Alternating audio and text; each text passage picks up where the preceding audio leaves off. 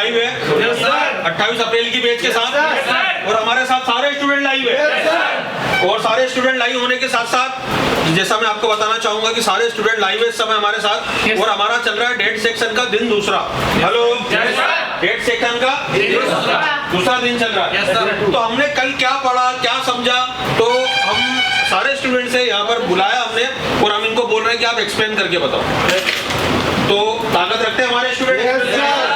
चलिए, तो मेरे साथ में पहले स्टूडेंट है, नाम है इनका मनीष गोयल, ये है राजस्थान से। थोड़ा इंट्रो अपने तरफ से देंगे ये, और इनका पहले प्रोफाइल क्या था, यहाँ आने के बाद क्या हुआ, और अभी 14 दिन की पढ़ाई की तो क्या प्रोफाइल हुआ। तो आप आइए इनकी जुबानी सुनते हैं। चलिए Manish Kumar. Good afternoon friends.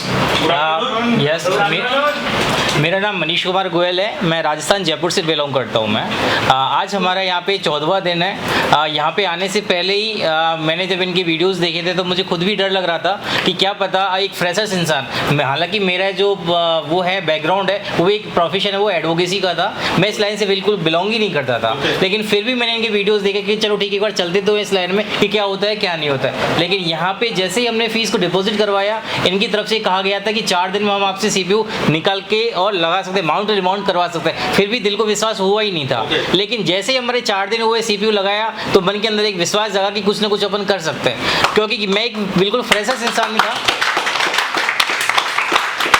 कि मैं तो बिल्कुल एक फ्रेशर्स इंसान था, क्योंकि मेरी लाइन ही दूसरी थी। जिस लाइन से मैं बिलोंग करता था उसका इससे दूर दूर से कोई रिश्ता नाता था ही नहीं। जब मैं ये विश्वास कर सकता हूँ कि जब मैं 4 दिन में लगा करके माउंट रिमाउंट CPU को कर सकता हूँ, तो एक आम इंसान भी कर सकता है। और जिस आदमी ने थोड़ा बहुत सीखा होगा, अपनी दुकान पर भी काम किया होगा, तो यहाँ से 100% लेकर के जाएगा। उस चीज़ के लिए जहाँ तक मुझे इन्होंने पहुँचाया, देव सर का, एशिया टेलीकॉम सर उनका, और एक MD सर का मैं तहे दिल से शुक्रिया अदा करता हूँ इस चीज़ के लिए। Thank you Dev sir. कल हमारा एक डेट सेक्शन हुआ था। डेट सेक्शन में हमारे पास, जैसे हमें भी कभी कभी डर ये लगता ही है कि कोई कस्टमर आता है मोबाइल लेकर के, सर ये मेरा मोबाइल है बंद हो गया, तो हमें भी ये लगता था कि हम इसको स्टार्टिंग करें तो कहाँ से करें। बहुत अच्छा प्रश्न किया आपने। बिल्कुल, शुरुआत होती है तो कहाँ से होती है, तब जाकर के हम सबसे पहले सर ने इतना हमें गट्स दिए कि ठीक है, आपको लगा कर सिर्फ एक चार्जिंग का वो लगा करके चेक करना है कि आपकी रीडिंग उसमें कहाँ तक आ रही है, कहाँ तक नहीं आ रही। उससे आप कस्टमर को ये जज कर सकते हो कि आपका मोबाइल 2 घंटे के अंदर आपको सही हो जाएगा नहीं हो जाएगा। बराबर, बिल्कुल, एटलीस्ट अपन डायग्नोस करके अपन ये बता सकते हैं कि हाँ 100% कि आपका मोबाइल बन जाएगा।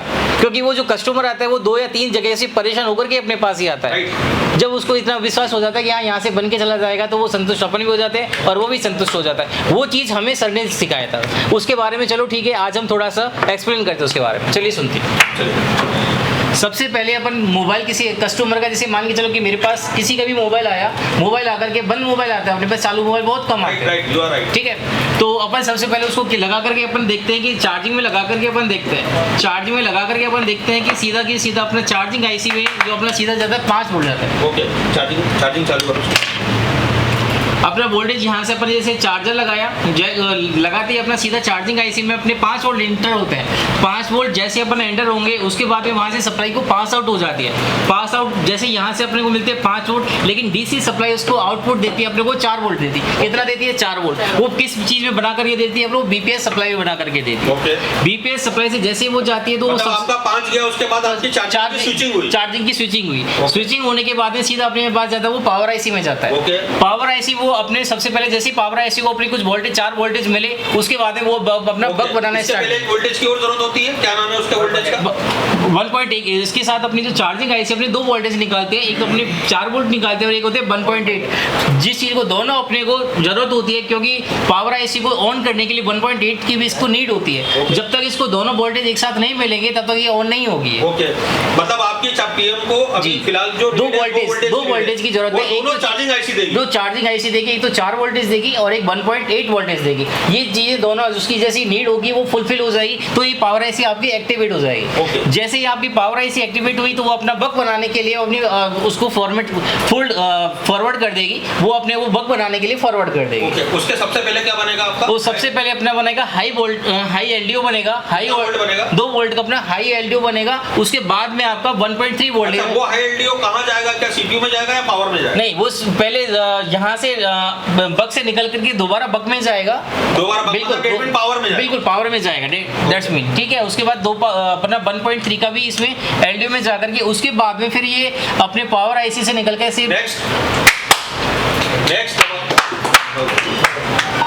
नेक्स्ट उसके बाद में अपना यहाँ से बक से निकल करके ये अपने सीपीयू में जाएगा। Okay. ये इनके वोल्टेज जो है अपने 0.9 वोल्टेज अपना इस तरह से निकल करके फिर अपने सीपीयू में जाएगा। हाँ, तो अभी तो ये तुम्हारा सब क्या है जी हमारी जो ये वोल्टेज है वो फ्लक्चुएट हो रहा है, अप और डाउन हो रहा है, कर दो इनको। क्योंकि जब तक हमारे अगर वोल्टेज अप डाउन होते रहेंगे तब तक हमारी जो सीपीयू है वो हमारा काम नहीं करेगा। तो हमें क्या है कि इसमें 2 वोल्ट अपने को स्टेबल चाहिए। तो 2 वोल्ट स्टेबल करने के लिए हमें सबसे पहले क्या चाहिए, पावर आईसी से अपने को जाएगा रिसेट ऑन जाएगा, रिसेट पावर ऑन रिसेट जाएगा। कितना वोल्टेज होगा ये 1.8 वोल्टेज होगा। ओके, कितना होगा 1.8 अपने पावर आईसी से जाएगा, पावर ऑन रिसेट जाएगा, तब जाकर के उसको सीपीयू को रिसेट में लेगा, तब जाकर के सीपीयू की तरफ से पावर को पीएस होल्ड एक्टिवेट करेगा। अच्छा, बिल्कुल। अगर जब तक ये एक्टिवेट नहीं होगा, जब तक आपके वोल्टेज स्टेबल नहीं होंगे, और हमें चाहिए भी यही, क्योंकि उसमें ऑटो पोर्ट ये बन रहा है, अपने ऑटो पोर्ट बनेगा ये चीज। अच्छा, जब तक हमारे वोल्टेज स्टेबल नहीं होगा हमारा ऑटो पोर्ट बनता रहेगा, नहीं बनेगा। हाँ, नहीं बनेगा। तो अपने को जो पोर्ट है ना वो स्टेबल करना है, अपने को पोर्ट एक्टिवेट करना है अपने को 1 पॉइंट। जैसे अपने को पावर पीएस होल्ड अपना एक्टिवेट हो जाएगा, सेंस अपने को करने लग जाएगा। उसके बाद में फिर अपने के पास अब क्या बन जाएगा हमारा, इसके ये पोर्ट बन जाएगा हमारे ये ऑटो पोर्ट कैसे बनाना है? ये ऑटो पोर्ट अगर मान के चलिए आपका अगर सैमसंग का मोबाइल है तो अप डाउन जी, मतलब ऑटो पोर्ट बनाने की प्रोसेस हमारे मोबाइल को किससे कनेक्ट करना होगा? हमने डाटा केबल से अपने को कनेक्ट से करना पड़ेगा, डीसी सिस्टम से अपने को कनेक्ट करना पड़ेगा। और उसके बाद में ईडीएल पॉइंट है वो ईडीएल ऑटो पोर्ट बनेगा अभी, क्योंकि हमारा ईएमसी नहीं लगा। ईएमसी क्या बनेगा? ऑटो पोर्ट बनेगा, मतलब बिना की दबाए ऑटो पोर्ट बनेगा। क्या बनेगा? Auto port. क्या दबाए? बिना की दबाए जैसे लगाएंगे ऑटो बन जाना चाहिए। उसके बाद में फिर हमारा एलडीओ से हमारा फिर जाएगा सप्लाई सीधा अपना ईएमएमसी में। जैसे हमारा पोर्ट बन जाएगा तो फिर एलडीओ से निकलते हमारे ईएमएमसी और अपने रैम, ये दोनों अपने बन जाते हैं। जैसे अपने ये बन जाएंगे तो फिर अपन वो लगा करके फिर अपन पावर की बटन दबा करके हमारे ये बन जाएंगे, तो फिर हम अपनी रैम और रोम जो है इन दोनों को फिक्स कर देंगे, तो हमारे इस तरह से काम हो जाएगा। Thank you.